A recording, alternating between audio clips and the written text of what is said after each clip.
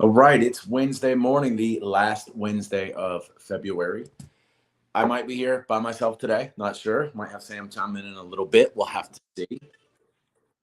Actually, he's about to come in now. So, we are going to go over a couple different things today. Once again, man, lots of information. Not sure how much we're going to get to. We have some very, very key points that we definitely want to join in on and talk about. Hope everybody out there had a great week. Good week here. We had a lot going on. We did a special event this weekend for Atlanta United. Little pre-block party for their season starting this coming Saturday. So that'll be interesting. A lot of fun. So we're going to talk about some different things from medical marijuana for vets, different things that are happening in the space here from our states. We have an update on the Safing Act. We have Twitter ad update. If you haven't heard about that, rather interesting. We got a lot to go through multiple states as well. So I'm going to start with one while I'm waiting on Sam to come in real quick. We're going to come over here and we're going to talk for just a moment about Washington State. The state Senate is currently reviewing a bill, SB 5069. It permit interstate commerce between Washington licensed cannabis business and licensed cannabis business in other states. So we're starting to bridge and open up to where we can do stuff interstate wise, which is going to be vitally important for the amount of business that needs to be done in this spectrum, in this scope. Specifically, this bill would provide the governor with the authority to enter into compacts with other cannabis legal states regarding cannabis imports, exports, once certain changes occur at the federal level. Like we discussed, they've got to change it from Schedule 1 to 3. So hopefully that's going to be happening soon. The amendment to the federal law expressly permitting interstate transit. So that would be big in Washington. Welcome, Sam. We were just talking real quick about Washington State introducing SB 5069 that once the federal level changes, they can actually create business through interstate travel more than just the one state. Hold on, let me catch up in the notes, Nate. I'm sorry, I'm logging No, in late. you're good. I just scrolled down real quick to Washington State before we got into the meat of this subject, so to speak. But you're like we were discussing real quick as you came on, Washington State, the bill SB 5069 would permit interstate commerce between Washington licensed cannabis business and licensed cannabis business in other states pending the federal change of the scheduling of cannabis. 1 second, I just lost your sound. 1 second, let me add it back in. Yeah, we were just mentioning that real quick about how if we want to go further in this cannabis industry, we've got to be able to do business from state to state, not just one state only. Now, you're absolutely right about that. Um, territorial, we have 50 states, and then we also have territories as well. Cannabis is an industry, just in my opinion, um, the medicinal values that are there to help, definitely dealing with emotional circumstances, traumatic circumstances, neurological circumstances as well, are there. And this is it's proof in the pudding Yeah. when it comes to that. So for me, as I um, work in this industry, promoting it, talking about it, I have family that totally uses cannabis, use CBD to help them. As I gave testimonials before about my grandmother using it as well, it has helped her um, in so many different ways, physically, mentally, dealing with pain management as well. These are things that people go through. Some have chronic circumstances and conditions, and what we have to do is we have to make it safer by getting more research, getting more data done. We have to get more legalization done on it as well, so that way that people can see and know and understand the benefits.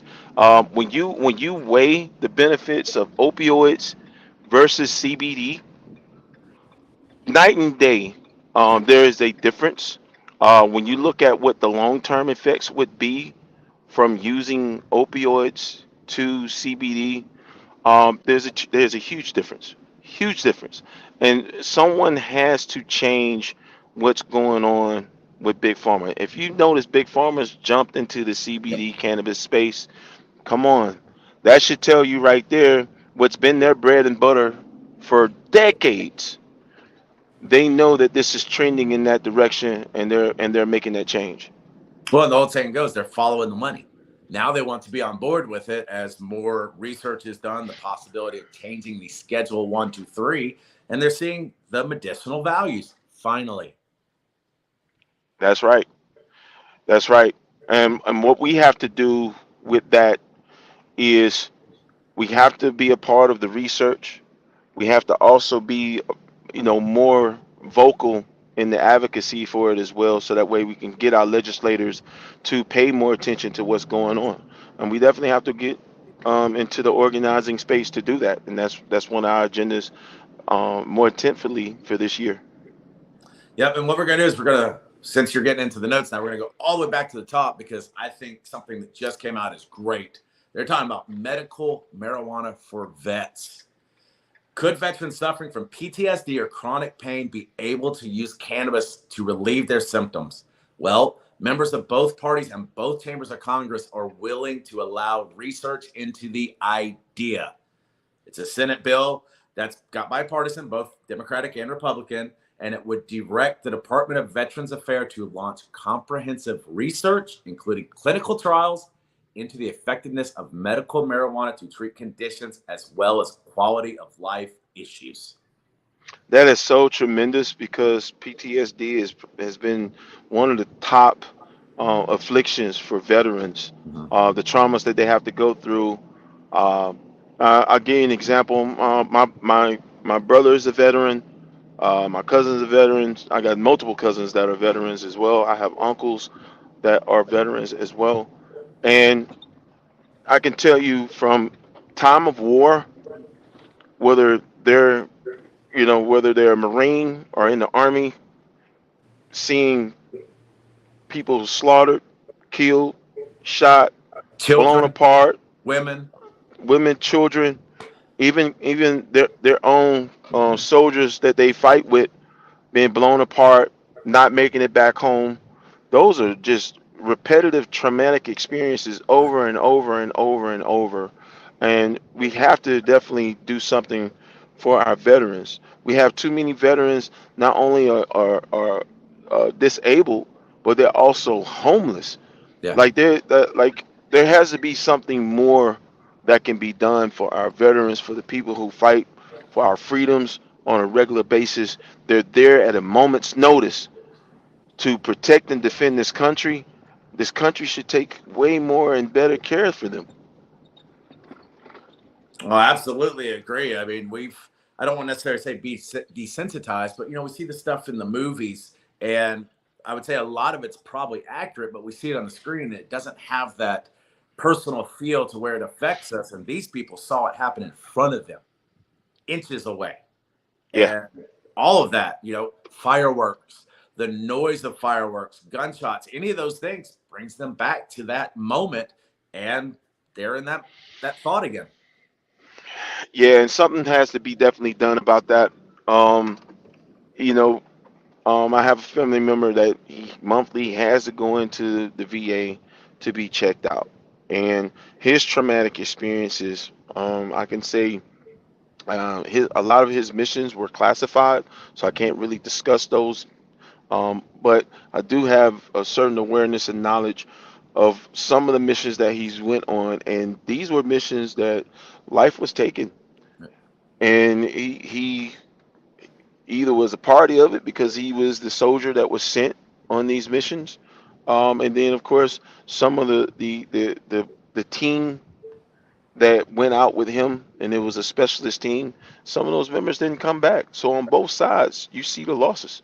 Yep, absolutely you do. So you can only imagine in live gunfire. If you ever, sometimes we've randomly been out and we've either providing for an event or we're attending an event, and you may hear gunfire in the distance. If my cousin hear that gunfire, he literally, his mind goes back into a protective mode. And God forbid if he's carrying, he may pull his weapon, and that is a trigger. That's extreme. Well, It's definitely extreme. absolutely. And to your point, we actually did have an event in December where we were near it. I didn't hear it, but we were near it, and he was at that event as well. And what would have happened, like you had said, if he had heard that in that moment? I don't believe he was carrying, but you still got to think that the mindset and the reaction would be in the same frame, regardless. Absolutely. Absolutely, and you gotta think in the public space. We do have a number of veterans that still have been able to keep themselves together quietly as Yes. kept, but they're very fragile. Hmm. And it could be anything that can really trigger them. And it could be a heartfelt circumstance that can trigger them even more. Anger and rage lies in all of us. And at the end of the day, we all want to definitely be in control of it. So we want to be in a good, calm, healthy space. I truly feel that CBD and cannabis can help people with those different traumas to stay in that space. Oh, absolutely. And we're actually going to get into a comment here shortly about a veteran and what has caused him, and the fact that the cannabis isn't readily available yet and where he's at this moment. But before we get to that, we have a safe update.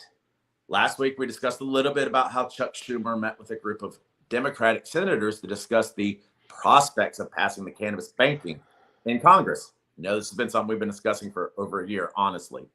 But this week, he sat down with Republicans to find a way to reform measures. And three of them were correspondent of last week's Congress safe banking bill. And those are representatives from Arkansas, Kentucky, and from Montana. So hopefully we're starting to gain some traction on that. I still think we're a long way off, but incremental progress, right? Absolutely. And we need more of this. Once again, shout out to Chuck Schumer, who is leading. He is leading the charge all the way. He finished off the year last year, making strides to to get the cannabis space to the public right away.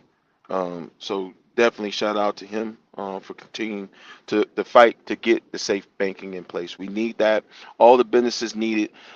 Anybody who has any interest in the cannabis space, you want to be able to have safe banking so that way you can do it the right way. Absolutely. And also, you know, a big congratulations to him because he is doing what an elective official should do.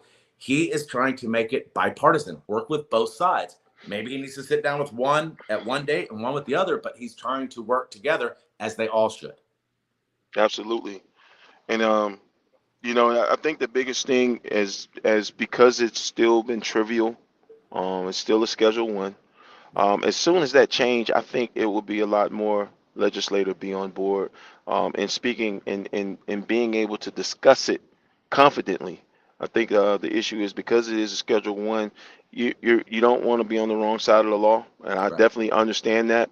But you do have some that are true leaders, if you want to call them an alpha leader. They are true leaders. They're not afraid because they know and they do what they believe in.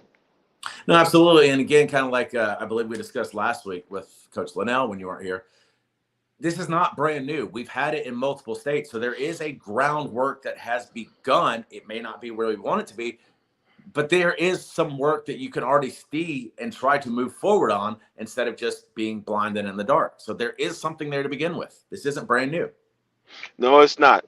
It's not. But there is a heavy stigma that's associated Mhm. with it. Some people won't openly talk about it, and Right. that's just a fact of life. Um, Once again, I repeat, some people don't want to be on the wrong side of the law, and if you're walking that line, you can get pushed on either side, and you don't want to be pushed on the wrong side of it, and then be prosecuted or convicted. No, absolutely. I agree with you 100% on that. But then at this stage, then those people who don't want to be on the wrong side of the law, and I fully understand that, do your education process. Try to see where it's at, what it means, make that decision for yourself so that when it comes time, you're already educated. Absolutely.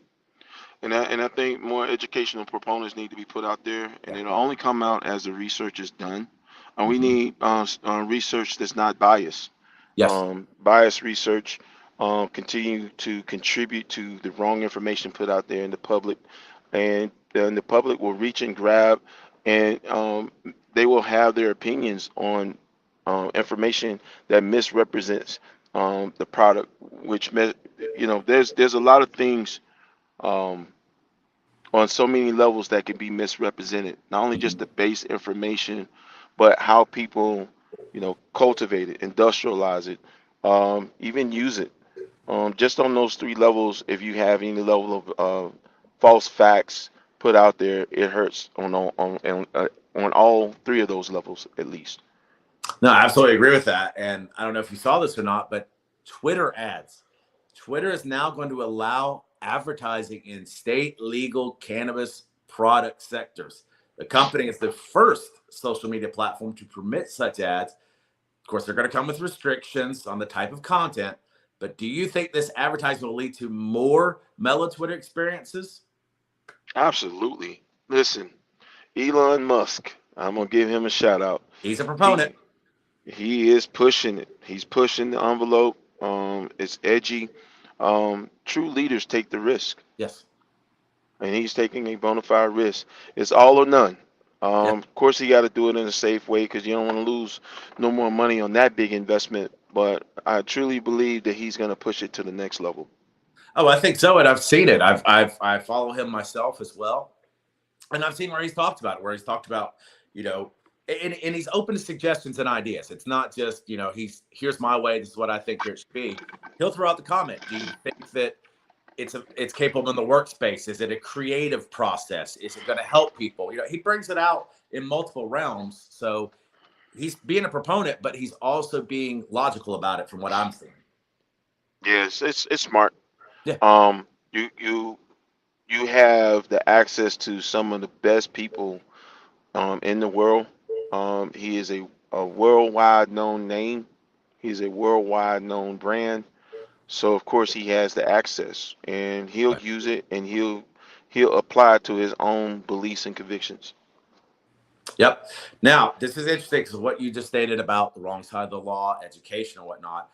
If you haven't heard about this, yesterday in Georgia, the senators pressed pause on a bill that may ban the marijuana adjacent gummies, oils, and vapes on sale right now in Georgia retailers. They're saying the bill is not a ban.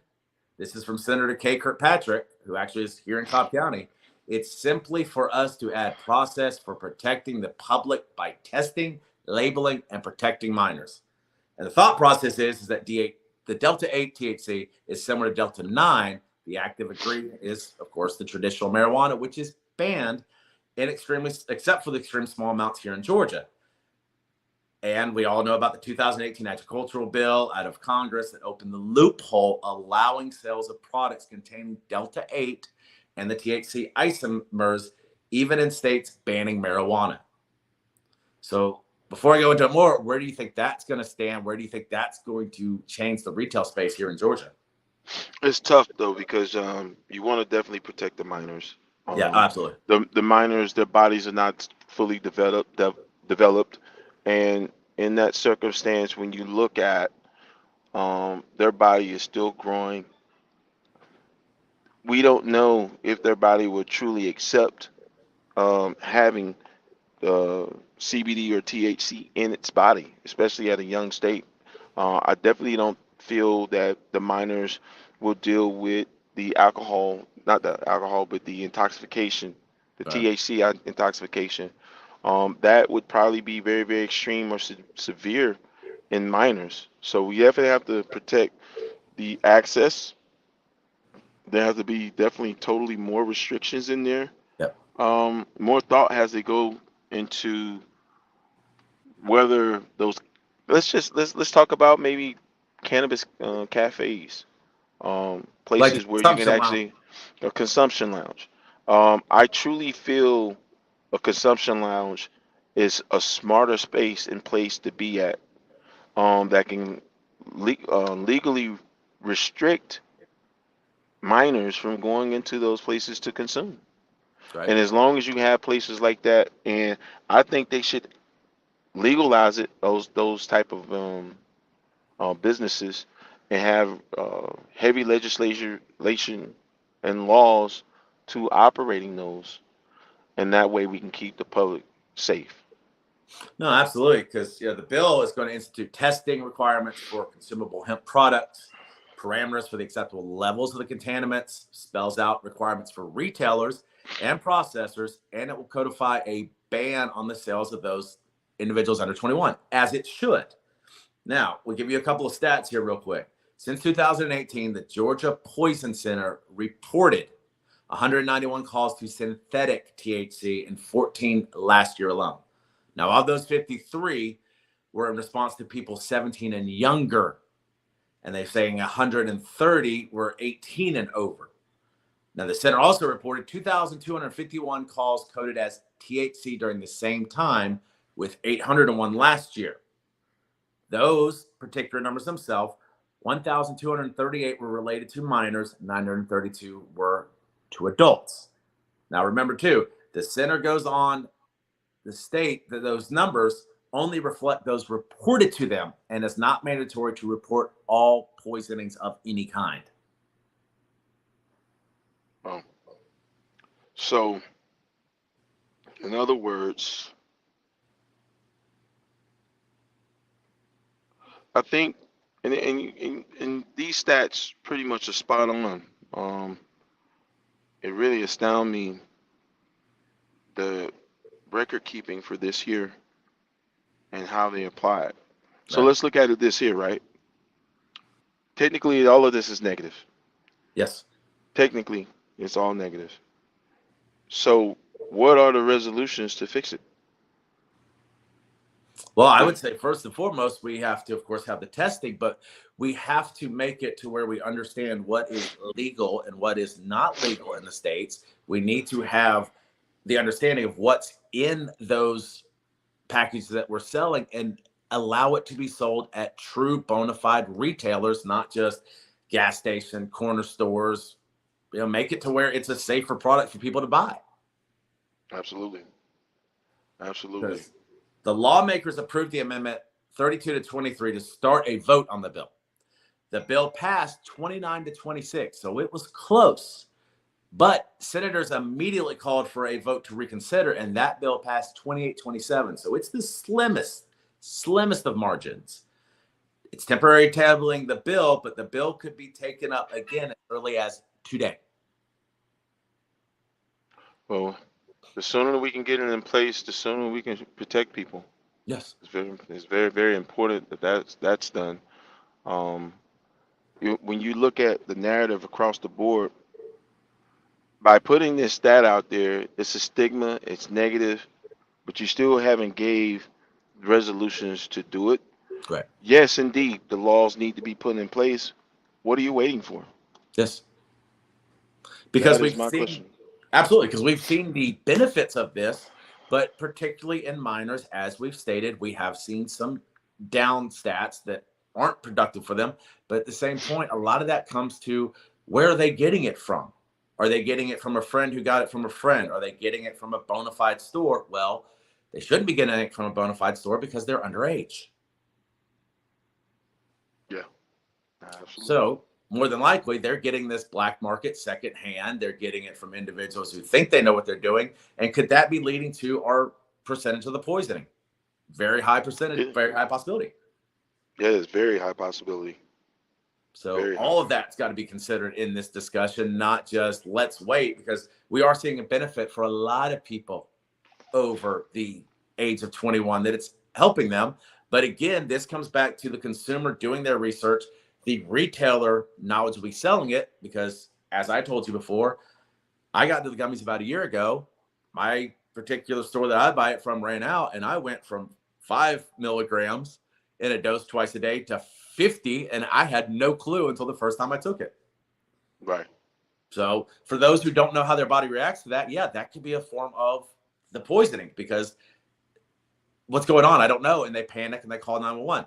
Understand you need to be checked out. I get that. Yes. Do the proper thing and make sure you're okay. But if as a consumer, they don't understand what's going on, that could be leading to the poisoning as well. Right. So let me ask you here, Senator John Fetterman, what do you know about him? Can't say I know much about him. Okay. He is from a senator in Pennsylvania who, of course, got a lot of discussion in this latest round of elections. He has been there for a while. He is a veteran as well. Now, he is a huge proponent for legalization of cannabis for multiple reasons. Well, he has checked himself in the hospital for clinical depression. Oh gosh.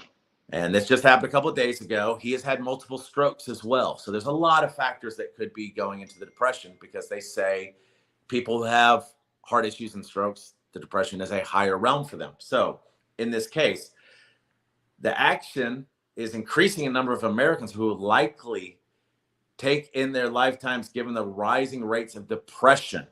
Fox News recently pronounced that Tucker Carlson argued that Fetterman is unfit to serve in the U.S. Senate due to these complications. But Fetterman isn't exactly the only person in the United States, as we know, suffering from a form of depression. Boston University. Depression is among the United States has tripled in the early months of 2020, of course, as we know, because of COVID. Global coronavirus pandemic jumping 85.5% before the pandemic to a staggering 27.8% during and after. According to the same study, the rate of depression has continued to climb 32.8% now, and it's affecting 1 in every 3 American adults. I mean, that's very accurate and spot on. Yeah, a lot of absolutely. people way of life was disrupted during COVID. That's first and foremost. Social interactions were definitely disrupted. In Business this dealings. Yeah. In this world, a lot of people thrive off of relationships, friendships, companionships, in those various levels, if not all three combined. When that's disrupted as well, I mean, good Lord. I mean, I think that number is lower, um, just because I feel that more than half of the world um, was isolated. And once you're isolated from friends and loved ones, there's this fear when you start having loved ones die and pass away, and they're saying that it's COVID. Now you got to go into more alienation and more seclusion. I mean, some people say, "Hey, you know what? The hell with this. You know, I'm not going through this." But a good number of people, the hospitality industry was totally interrupted. The Right. entertainment industry totally interrupted when it came to COVID. And I feel that, when you think about hospitality and entertainment, they're at every hotel, they're at every restaurant, Yeah. they're at every bar, every lounge, uh, movie theater, uh, concert venue. I mean, there's a number of churches, churches even fall into that. So that's more than half. If more than half was affected, that 27%, in my opinion, is very low.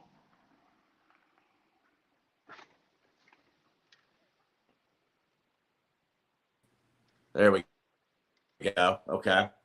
Think I still Can lost you you hear for a me? moment, but yep, I got you now. Okay. All right. It totally went out. I don't know what Yeah, happened. I don't either. Did you catch the last part?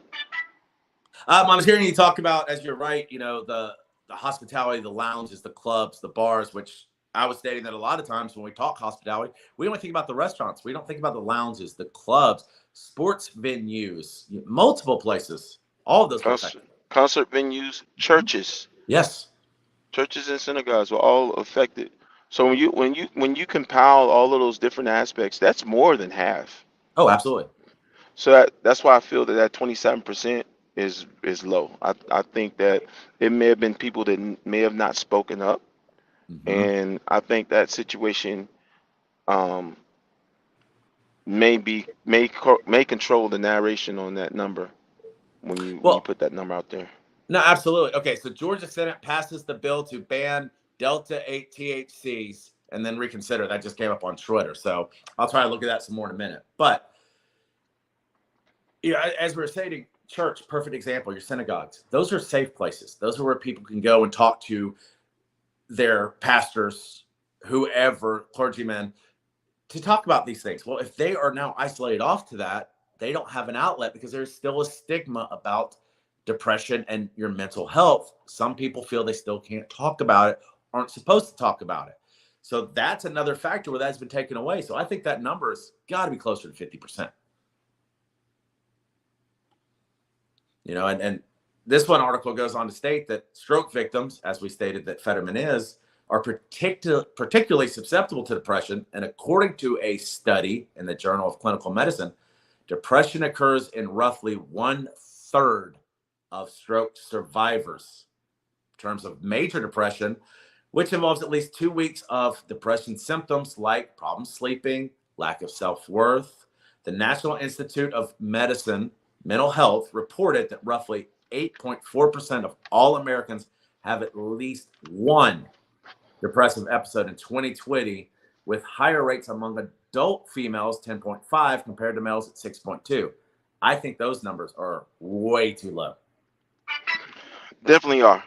I think that when you once again, this is a situation where you always want to see the positive in things. Mm-hmm. Depression is something that's considered negative. You may be viewed as weak, Right. and that isn't that's actually not the true definition of depression. No. No, So it's that not one, right. I don't.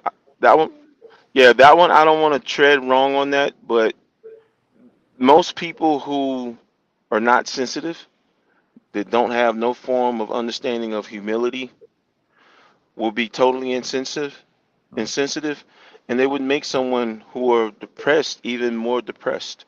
So you won't speak out about it. Um, so that number is going to be definitely skewed. It's definitely off. It may be off by as much as 60%. I think that a lot of us go through a tough time or a dark time where you may have negative thoughts, negative feelings, and you don't have positive reinforcement.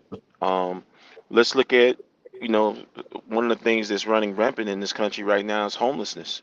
Yes. Homelessness is a situation, in my opinion, where you have two to maybe three mitigating circumstances. The first mitigating circumstance is mental health. Mm-hmm. Whatever it is, it's just not clicking right in your mind, and you fail to assess change. Okay? Mentally, if you do not assess change, let's just say you totally need meds, you may need some form of psychotherapy. Mm-hmm. What about those individuals? Yes. Okay. And then you add the economic factor. You may have lost your job. You lose your job a month from now. If you don't have your savings in place, you're on the wrong side of homelessness. So even then, when you find yourself in this disastrous circumstance, some people have hope, some people don't.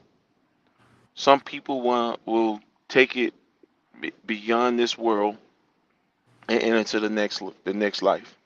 Some people will stay here and they will try their best to thrive and survive. Um, the elements definitely play a difference, whether it's the extreme heat or the extreme cold. I don't care where you're at. And in certain places, it's extremely hot and extremely cold to be dealing with homelessness. Oh yeah. So they still have to survive. They still have to adapt. The mental health of those individuals, oh my gosh, there has to be a level of resilience to still want to live through those harsh circumstances, starvation, hunger, no shelter, either extreme heat or cold, not even able to cleanse your stuff, have a bath, clean clothes, meals, someone that cares about you, someone to tell you I love you in the morning, sometimes somebody to tell you I love you at night. You got to think about all of those things that the homeless is going through. So we should not treat them like they're animals, like they're dogs, like anything where you don't love or care about them. They are people. They are human beings. They're just like you and me. They deserve the attention. They deserve the respect. They also deserve the help. This country needs to Absolutely. help them right more because they're right here and they're citizens right here in this country. Well, absolutely, So, and also just my heart goes out to them. right, and also to that point, how many veterans do we have that are homeless? Too many, Right, exactly. too many. So when we see a homeless person, like many people think, that's because, they have drug problems, they have mental health problems. And yes, there are some that do, some that don't. But like you said, that's got to be tough. Particular individuals where we did some work recently had a high homeless rate there. A lot of them actually were very friendly, very, non-abrasive. But there was one particular, if I don't know if you heard about it or not, that one of the homeless people threw themselves off of a bridge last Friday night and committed suicide. And that was right in the area where we were earlier in that day. Yeah. Yeah.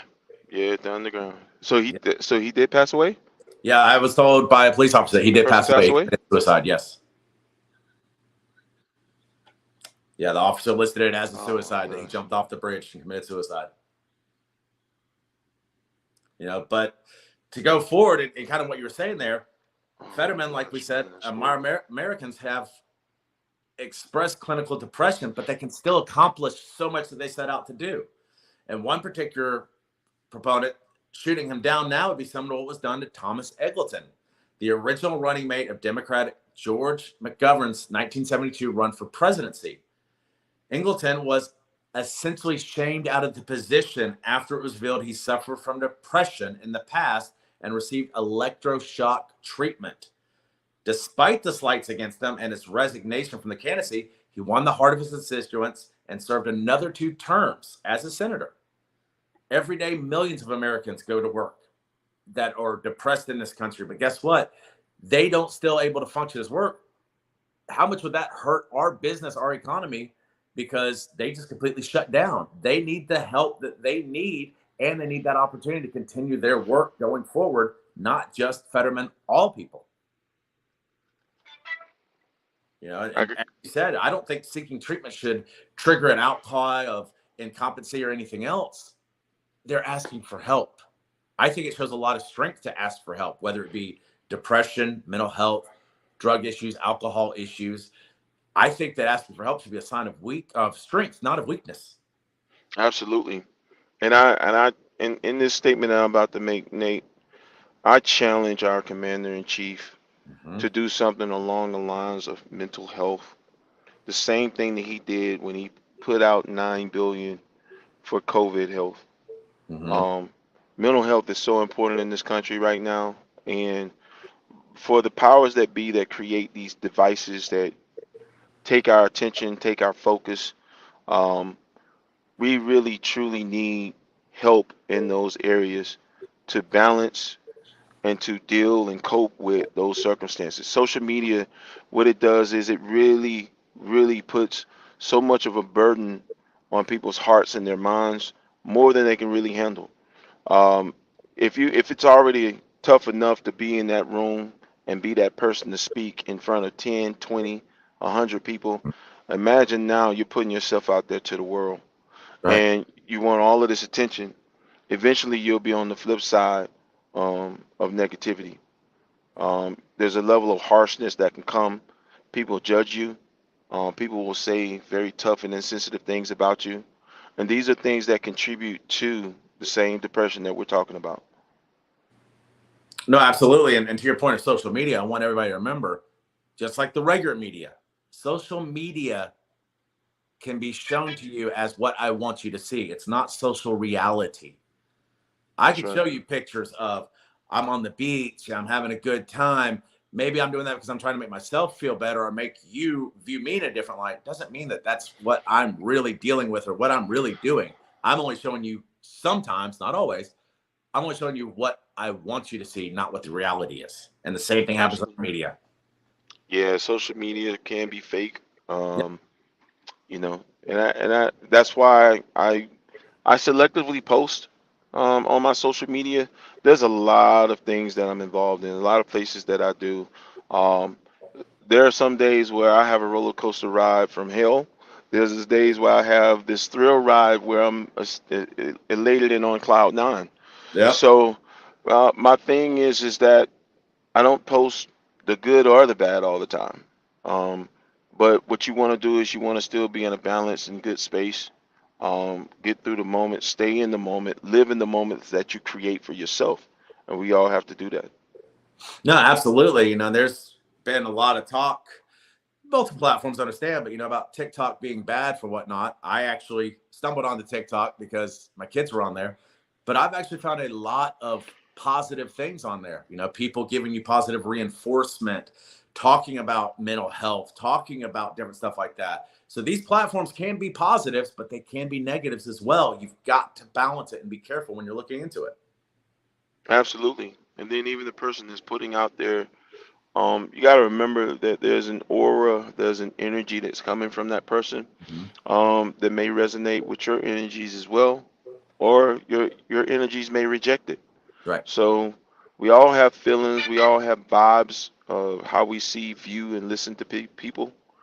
So we what we have to do is create a normalcy with that. That's why I challenge to have more assessments for mental health available for all persons. We have to have that in this country. Well, for example, Tina Smith, senator of Minnesota, now she spoke openly about her depression in 2019, but what she stated was very important still today and honestly always. Destigmatizing and demystifying mental illness is just the beginning. Everyone can be a friend to those in need by urging them to take advantage of resources available to them. But the 100 of us here in the Senate have the responsibility to make sure those resources are available to everyone. Absolutely. They got to be available to everyone. Mhm. These are things that can change people's life. It can actually enhance it as well. Um, so I mean, I definitely look for that change. Right. And available to everyone. Like we said, everyone is not those who make 100,000 or more or 50,000 or more. Everyone is the homeless to kids in school to those who are athletes, millionaires, whatever they may be. Especially athletes. Yeah. Their body. Yeah. Football players, all of them, rugby, soccer, boxers. Absolutely. You're cutting out a little bit. I'm not sure how much you can hear me or not, but no, you're right. Everybody, even those people who are putting on these shows to help us and make us feel better, they're going through things too, whether it be emotionally, physically, mentally, all of that. Yes. Yes. And what has to happen now is we have to provide the support systems in place for people to continue to thrive, and be who they are. We're in an age of technology where things are changing not only right before our eyes, but around us. Yeah, And we have to be able to adapt to all of those circumstances. And it's a tremendous weight that's put on everyone. Tremendous weight. absolutely. Because Fetterman came out and talked about how weed should be legal nationwide for jobs, justice, veterans, farmers, and revenue. It's far past time that we end the failed war on drugs and let's get out of this bizarre superstition and criminalization of a plant. Almost every state allows some form of medical marijuana, and 19 states and DC have legalized adult recreational use. But more than 350,000 Americans were arrested for marijuana alone in 2020. And because marijuana is still illegal under federal laws, people who are using the plant legally in their home state may be denied federal employment, and it's flat wrong. Wow. He went on to state that in the Senate, I will work to end the war on drugs by fighting to deschedule it, expunge the records of those convicted of non-violent marijuana offenses, and prevent the monopolization of the vibrant new industry. We have to end the national patchwork of marijuana laws that hurts patients, business owners, and the economy and move our views of this subject out of the Stone Age. Definitely two great points there. First, just going with the monopolization of it. That what it does is it makes unfair equity. Mm-hmm. It's not give people a rightful and balanced chance, and the government can literally equalize that entire industry across the board. Now, don't get me wrong. The strong will survive. Yes. You do have some people out there that are not strong or have a strong background or knowledge in business or strong awareness. You don't have to be the most educated person to be a businessman or businesswoman, but you have to have a great awareness to be a great businessman or a great businesswoman. So you don't need a formal education to do it, um, but an education could possibly help Yes. because there is a standard in society that you looked at. A lot of times, because you've been formally trained or educated, you can see certain signs, certain notions. Um, but also at the same time, if your awareness is not great, you may not even see the signs, which can contribute to a failure, it can contribute to a loss, it can contribute to change. Hmm. So business is definitely, without question, has its twists and turns, its ups and downs. Um, but for the people that have to bear with it, deal with it, balance, having a good routine is very important. And if you have a legal outlet, you're able to do it. Absolutely. And, I only have a few minutes left. I know that you've got something you've got to go to soon, but we're going to touch on this for just a moment because this ties in with what Georgia did. But the DEA declares THCO acute a Scheduled 1. Now, I don't know how much you know about this because I had really never heard of it till yesterday. But THCO is a synthetic cannabis compound derived from hemp, but unlike other cannabinoids extract from hemp like CBD, CBG, CBN, THCO cannot be found naturally in the hemp plant because its psychoactive effects and seems apparently legal. Although it's still not mainstream cannabinoid, THCO is becoming increasingly popular among the cannabis consumers, and particularly these kind of cannabinoids are getting interest of those consumers who live in the US states where recreational cannabis is still legal. Yeah, and that synthetic is an issue. Um, any synthetic, if I can't remember exactly what it was, but it may have been synthetic. I don't want to say cannabis, but years ago there was a synthetic product that hit the market in Indiana, and a large number of people died Mm-hmm. from that drug hitting the market. I can't remember exactly which one it was, but um, that synthetic is not man-made. It's not Mother Nature, and Right. is not involved in that as well. So that's something that we have to look at. Um, it, it has no place for it. And I feel that whoever developed it, they tried to get around the illegal circumstances because it's definitely not natural. It's man-made. Well, and look at the problem we had with fentanyl and how many people were putting it into different things. Kind of the same idea, honestly. Yeah, absolutely. And I truly feel what needs to happen next with that is we just got to get more regulations in place, and that regulations will help us just get past people who are doing illegal acts like that. I would deem that an illegal act, and it's just because it's harming and altering people's lives permanently.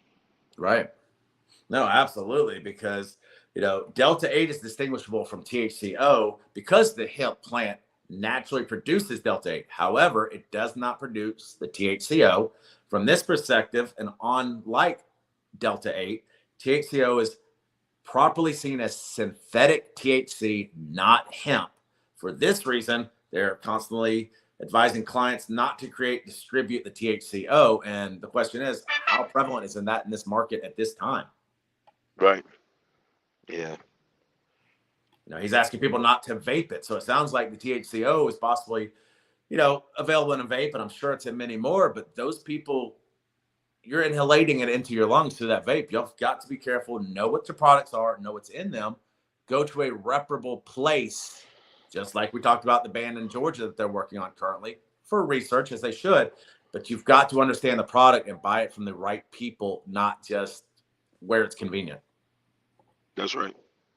No, you're absolutely right about that. And that's why um, for each state individually, they have to come up with their own plan of taxation and regulation. Oh, absolutely. So once again, which is good news, I think, on our end, we did not get through all the information that we wanted to because there's a lot going on right now in Kansas, which is a good thing. Some of this we read and we go, really? But hey, progress is progress, even if it's slow, even if it's fast, but discussing it as we're trying to do is what helps that progress. Absolutely. You're definitely right about that. So as we get ready to go, any final thoughts from you, closing it out, where they can reach connect to you, and kind of overview what you got this week? Well, definitely, final thoughts is that we still got to keep in mind for all of the ones that are walking around. Like I say, we talked about the homeless. There's a large number of veterans that are homeless and they need help. Yes. They need help. And I am working on a program to give them the help that they need. And it is a program that's actually called Help. Being able to eliminate the problems and being able to eliminate the problems of those people and help them. That's what the acronym HELP is for. Help eliminate little problems. And those problems can play out big in people's lives. And by helping them and giving them the resources that they need, that is one of the initiatives that I'm working on for this spring and summer. We'll go big with that. Um, and once again, we do need to challenge the commander in chief to provide the resources and the allocation for mental health. This country is going through a lot. The people here, they need help, they need change, they need to be educated, but also you need to open this up so that way there are opportunities. There is a gateway where you can create the change and show them the equity, give them some equity, and more than anything. And then that way across the board is equitable for Mm-hmm. everyone. Last very productive week that I got going into. Got to go to Pasadena and working the NAACP Image Awards. So I'll be going for the next 5 days. So I'll be back next week. But once again, I'm doing what I love. Managing events, managing people as well. So continue to do that. We have a lot more coming for this year, and follow me on Big Boy Sam with 2 M's. Follow me, Sammy Mumphrey, on LinkedIn. Well, and just to expound a little bit on what you're saying, yes, absolutely. We need to challenge the commander in chief, but remember the old saying, think globally, act locally. We don't all have access to be able to get information to the president, but you do to your senators.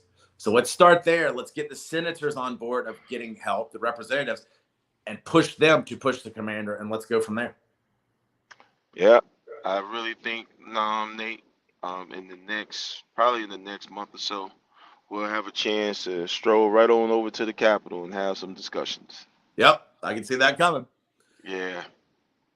Everybody, we hope you have a great week. Myself, connect with me at DJNQ75 on both Twitter and Instagram. Everybody, help one, reach one. Look out for your friends, your family, the individuals. Say something kind to the person at the gas station, the grocery store, wherever it might be, because you have no idea what that little thing may influence somebody. So, guys, have a blessed week. Look forward to seeing you again next Wednesday. And reach out, bring more people, bring more topics, ideas, subjects. We'll do our best to keep informing you. And we look forward to seeing you again next week. Same